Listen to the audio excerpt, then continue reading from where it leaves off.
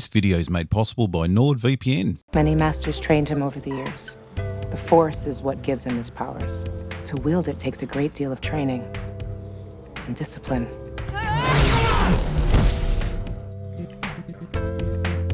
The Mandalorian just completely bitch-slapped the Disney sequel trilogy and their super-duper Jedi right out of the freaking universe. Apparently everything we'd thought, because, we'd watched George Lucas's 6 films, was true. It does take many years of disciplined training, usually from a young age, to become a Jedi. Not 2 freaking days on your own, guessing how the tricks work, guessing because you haven't actually seen anyone use the Force, because you've only known about it for a day. You will remove these restraints and leave the cell with the door open. I will remove these restraints and leave the cell with the door open. And then mastering it all within a weekend. Many masters trained him over the years. I don't even know how these 2 versions of a Jedi can coexist in the same universe, but I definitely know which one you should go with. Ahsoka Tano! Good luck defending Rey as a character now. Even parts of Lucasfilm are pointing out how stupid the sequel version of a Jedi was. I'll never understand how anyone over the age of 12 could find a character who's just given, everything, how they could find that interesting to watch. Yeah, I know, there's heaps of kids under 12 that also hate those films. They're called the smart ones. Now, if somehow, by some miracle, half of Lucasfilm have been sacked and the new team are going to try and fix the Star Wars mess, can we have a look at why the Jedi are always such a mystery to, not just the protagonist, but nearly everyone, even if it makes 0 sense? It's true. The Force, the Jedi, all of it. The Jedi, keepers of the peace for 1,000 generations, didn't do 'em much good. Since Disney took over Star Wars, hardly anyone knows who they are or what they did, which shows again, Disney spent $4 billion to buy something they simply don't understand. It's all true. It seems so odd to keep writing characters that are completely oblivious to any recent history. It started with The Force Awakens and continues right up to The Mandalorian. And it came about because of one scene in A New Hope that Disney obviously don't understand, and we are still paying the price for it. I know of such things. The internal history of a series can be a real hurdle for a writer trying to put their ideas in place. But that's just bad luck. And if the series you are talking about is the much loved and very expensive Star Wars, then you would expect the writer to take extra care. Not the case with Disney. Just ram those characters in and have them say lines that make no sense at all. Rey Skywalker. So many of the characters in the Disney Star Wars universe feel like they just spawned at that moment and have never communicated with another living being. Some seem so out of place that they look like they have never trained or could have got to the position they are in with their actions. I'm the spy. What? You? I knew it! Others are constantly shocked, like they have just teleported in from Earth and react like everything is new to them. You can understand that thing? And that thing can understand you too, so watch it. While others seem to have somehow existed without ever having spoken to anyone about life, the universe, or anything that has happened before they existed. So when watching them, we have no realistic guide to how they are going to react in any situation, and knowledge that should be part of everyday life in the Star Wars universe seems to be completely missing. Things that are commonplace in one scene are suddenly out of the ordinary in another. You can understand that thing? And then history will just disappear to suit the limitations of the writers. Its species can move objects with its mind. I know of such things. Or to put all that more simply, the Disney Star Wars writing has been atrocious. Not that you care, but I think you're okay. Now I say history as if we're talking about the Jedi existing as far back as the Pharaohs, thousands of years. The Jedi were real. No, it's 53 years. 53 years from this scene to this scene. And somehow Rey wasn't sure the Jedi were real. 53 years is not that long. It's like saying you'd never heard of Elvis Presley. Except there wasn't just one Elvis Presley that sang and made movies. There were fucking thousands of Elvis Presleys. And they kept the Earth peaceful for thousands of years by fighting the evil Michael Jacksons. Pretty sure if that happened 50 years ago, we'd still be talking about it today.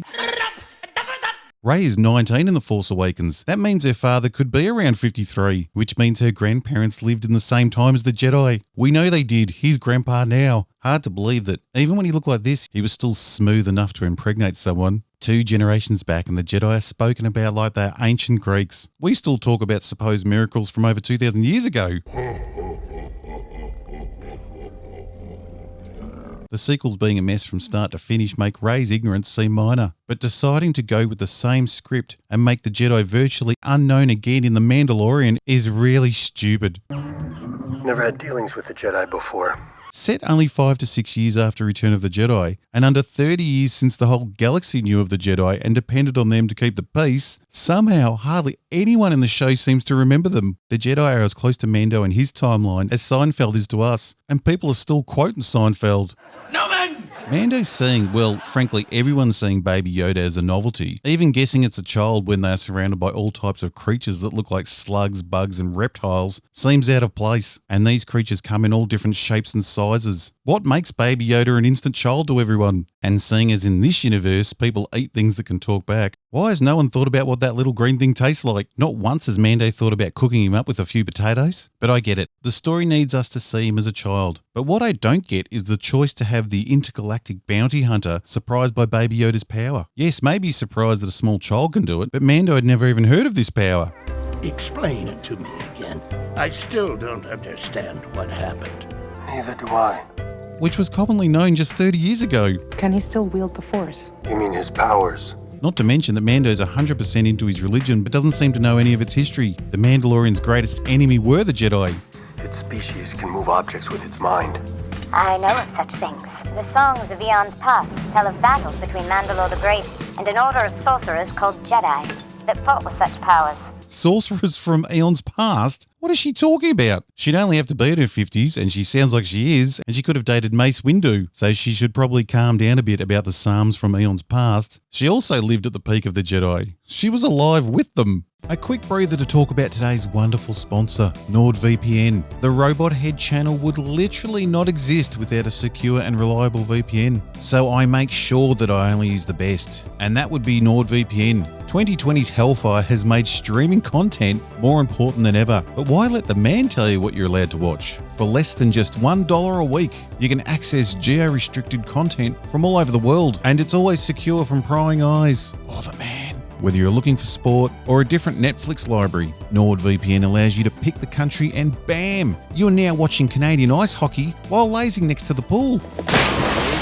NordVPN have been kind enough to offer a special deal for the above average Robot Head audience. Get their 2-year plan for only $3.71 per month, which is a whopping 68% off the regular price. Plus, and this is a good deal, you'll also get an extra 4 months free. Go to nordvpn.com/robothead, and when you get to the checkout, use the special coupon ROBOTHEAD, and you will get this amazing offer. Just see the link below. NordVPN. Get out there and watch whatever you want. Even on Tatooine, where Jedi were once commonly known, they seem now to be a myth. Disney has shown that legends grow within days of unseen events on far-off planets. You'd think that there would be some type of legend regarding Luke Skywalker on Tatooine, or even stories of Anakin, the boy from Tatooine who grew up to help rule the galaxy. A First-Order pilot told his wife about a confusing day at work where his boss and this old guy did a strange choreographed dance before the old guy disappeared like a cheap Cano-bite magician. That story jumped all the way to another planet and got told to the slave children within days. They'd already made action figures. But on this small planet that was the home to a family that produced the only human to win the pod racing world championship in front of a crowd of hundreds of thousands, including the local celebrity crime lord. It's so wonderful, Annie. You have brought hope to those who have none. The same pod race champion who returned as a Jedi and slaughtered a whole tribe of Freeze and slave Mum, his son who also came from Tatooine and returned as a Jedi to slaughter that same crime lord and his gang to free his friends. The father going on to help lead the Empire, the son going on to free the galaxy. Yes, on this small planet produced this very hard-working family. No one seems to know they even existed, or that the Jedi are real. So why do Disney keep insisting hardly anyone knows about the Jedi that kept the peace for 1,000 generations? The Jedi were real. Well, it's all Luke Skywalker's fault. No, honestly. It's more that Disney and the current Lucasfilm don't understand Luke's story, or the Jedi, or anything George Lucas was trying to do. Luminous beings, so not this crude matter. Miss you, buddy. You see, after blowing people away with the visuals at the start of Star Wars, we get to the magic scene that convinced generations they were watching something way more special than your average sci-fi. A scene that sets the stage for a journey that went all the way up to 2015. Well, the journey could be coming back on board if the Mandalorian get their act together. A scene that personally I think is the greatest in A New Hope, and for me is the go-to to remind people what Star Wars used to be like. What is it? Your father's lightsaber. Now, most people know, unless you're one of those Reylo weirdos, that in this scene, Obi-Wan explains to Luke about these mysterious Jedi and their powers. Having Luke not know of the Jedi allows George Lucas to quickly catch the audience up to the story. No one had heard of the word Jedi before Star Wars. For over 1,000 generations, the Jedi Knights were the guardians of peace and justice in the Old Republic, before the Dark Times.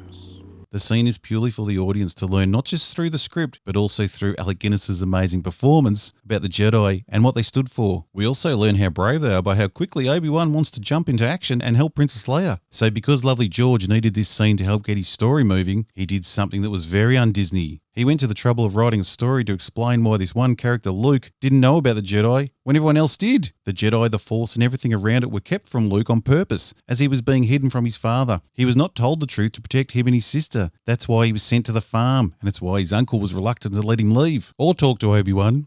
That wizard's just a crazy old man. But that could be for his rampant alcoholism. Well, of course I know him.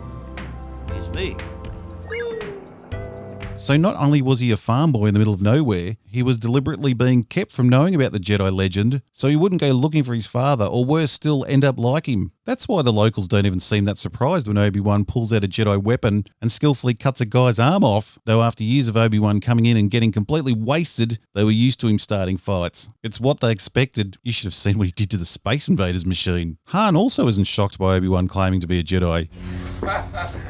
Hokey religions and ancient weapons are no match for a good blaster at your side, kid. He thinks it's a joke and calls it a hokey religion that can't compete with a blaster, so he knows they exist. He just thinks they're full of shit. It's all a lot of simple tricks and nonsense. Vader's crew know all too well about his power. They see him force choking people daily. There's no scenes of people questioning Luke and what he's doing with his training and why he's carrying around that crazy weapon that only should exist in a myth. No, to everyone, the Jedi were real, and Luke was just becoming one. His father lived in a time when Jedi were known right across the universe.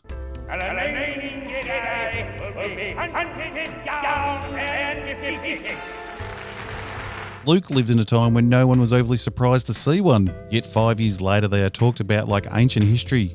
The songs of eons past tell of battles between Mandalore the Great and an order of sorcerers called Jedi. And within Luke's lifetime they are forgotten and somehow just a myth. The Jedi were real. The exception always seems to be Rogue One. What do you know about kyber crystals? My father, he said they powered the Jedi's lightsabers. Maybe that's because it's set before A New Hope, so Disney thought people would still know about the Jedi then, even though Rogue One ends just 2 days before Luke meets Obi-Wan. So that doesn't make much sense, but you know, it's Disney. You went straight to the dark.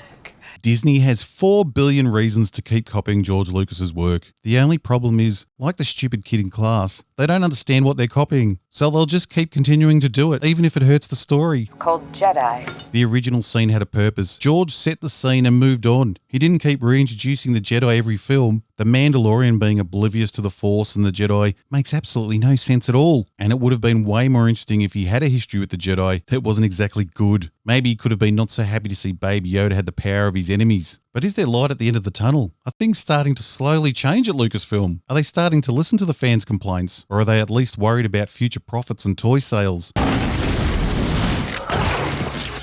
I'm guessing Jon Favreau sees bigger things for himself and the future control over Star Wars, because that Mandalorian bitch slap wasn't subtle, but it was very enjoyable. I hope it's about him. Many masters trained him over the years. To wield it takes a great deal of training and discipline. I'm sure we'll see that Rian Johnson trilogy booked in soon.